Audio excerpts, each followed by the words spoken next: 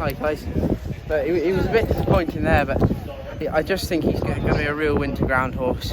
He's not as bad as that. He's beat a country mile, but just when he got detached from 2 out or 3 out, he's just kind of done his own thing from there on in. We hacked around and sprinted, and that's probably never going to suit him.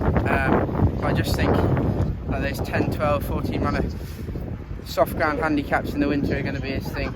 He's brilliant to jump. He's going to be a lovely chaser, but I wouldn't read too much into that. He's been beat a car park, and we know he's better than that. He's shown it before. So look, I think a set of cheek pieces the next day, and a bit of winter ground, and the fence next year, he's going to be a much nicer horse.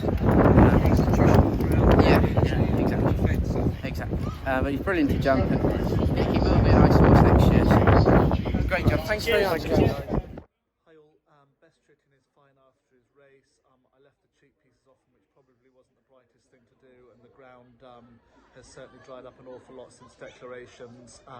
He seems fine after the race, I said, but I think he laughed at plenty of us today. He didn't do a stroke the whole way around on ground that was probably quicker than ideal. Leaving his cheek pieces off, he certainly needs something on his head to help him concentrate. So we'll look for a race there in 3 weeks' time. Hopefully we're going to have a wet spring. If we don't, I'll be very careful of running him on good ground again.